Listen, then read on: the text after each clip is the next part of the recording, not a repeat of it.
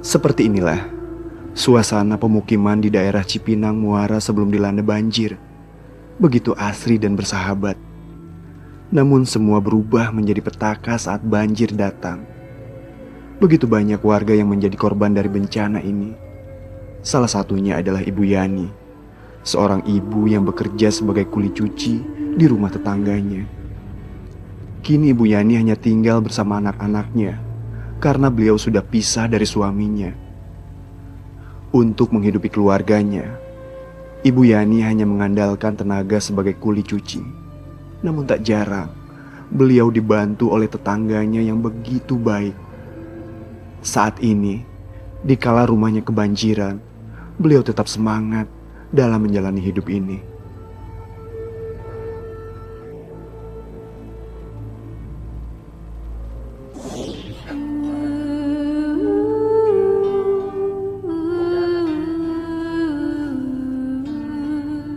Ini gue dari pagi belum makan ini, udah makan belum dari pagi?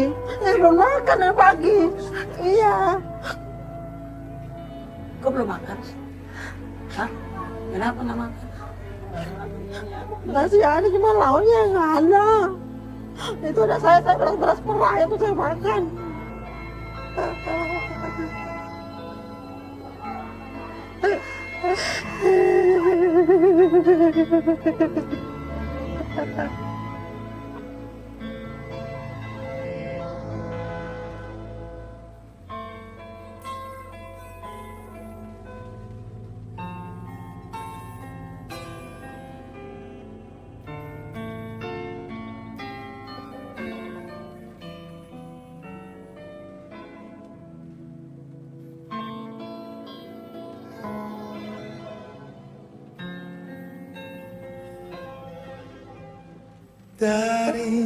Saya cuma makan roti doang. Untuk beli roti tadi.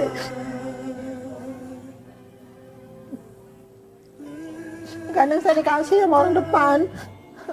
Saya rasem kemarin tadi saya rasem, saya beliin tempe. Kalau ibu itu nggak ngasih, saya nggak punya duit, udah saya nggak masak. Saya mau minjem, saya kagak enak.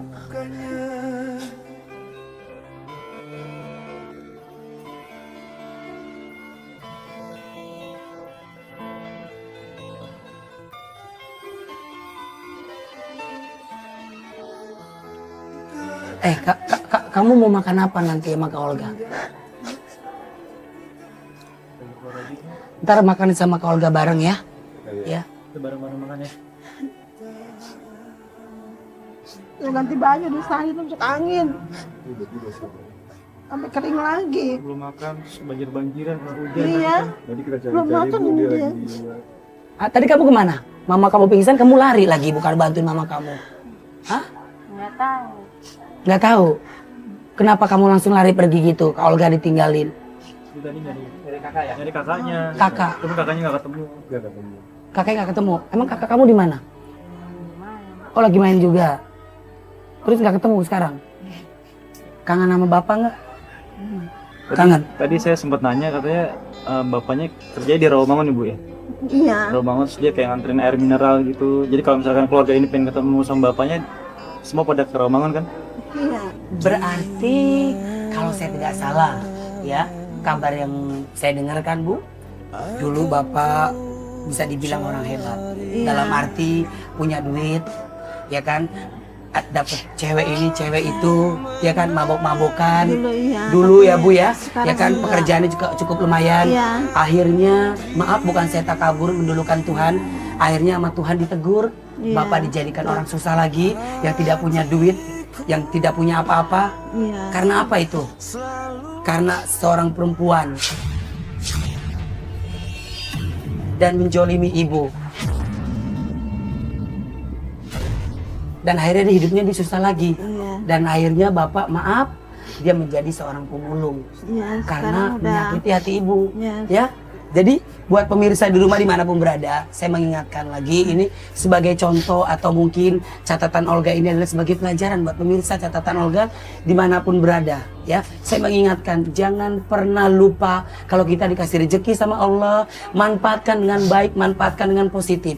Jangan seperti maaf suami ibu yang dulu orang hebat, ya kan, dikelilingi dengan cewek-cewek, selingkuh lah, inilah mabok-mabokan pulang, ibu digebukin lah akhirnya ternyata Allah angkat semuanya, rezekinya yang Allah udah kasih, dan bapak sekarang jadi pemulung.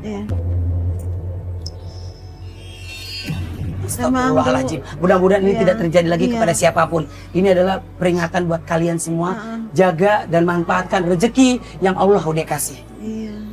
Memang galak. Dulu saya kalau digebukin sampai pada merah mata saya, sampai saya berobat ini takut pecah. Di dokter itu juga. Ibu pernah dipukul sama bapak sampai merah? Sampai empat matanya mau pecah? Saya sampai pingsan-pingsan. Sampai pingsan-pingsan? Ini sama mata nih biru semua nih.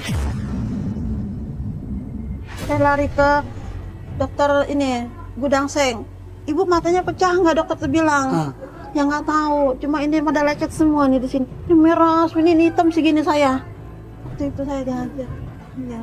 Udah lama, Bu? Udah lama, saya sekitar udah. Jadi itu jam-jam kejadian itu jam-jam tengah malam lah. Iya. Jadi saya ingatkan aja sekali lagi bahwa jangan pernah lupa ya.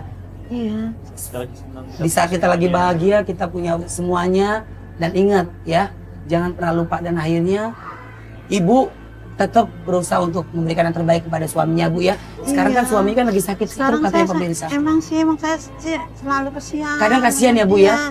Saya bisa nolong juga nggak bisa. Jadi yang ada tuh kasihan aja, kasihan saya. Kasihan doang, tapi ibu udah nggak bisa nolong. Nggak bisa, buat nolong juga saya juga nggak ada, gitu kan. Iya, jadi dia tinggal di tempat kerjaannya sendiri di situ di musola. Dia stroke tapi nggak ada yang ngurus? Nggak ada. Jadi dia tuh di musola aja. Di musola cuma ya gitu deh, udah di musola aja sendiri gitu. Ibu, nanti ibu tengokin bapak ya. Iya. Sama tim catatan Olga ya. Ya. Iya. Ya. Tengokin aja, kata ibu kasihan. Walaupun ibu punya rasa. Kasihan saya. Ibu punya rasa benci nggak sama bapak? Kesel? Sekarang ini sih ya udah gimana ya, karena udah yang saya lihat juga dia udah sakit gini ya. Ya kadang ingatnya kalau dia lagi nyakitin gitu ya. Iya. Saya sakit hati. Timbul rasa benci dan sakit hati kalau ibu ingat dia dulu yang gebukin ibu, yang dia selingkuh sama cewek, mabuk-mabokan, nonjokin ibu. Kesel. Saya kesel, saya kalau ngeliat dia tuh kesel. Waktu itu datang dia difoto, fotonya gede. Sama cewek. Dia yang mabuk, cewek pegang-pegang. Dia lagi begini. Begini. Iya. Bukan dia.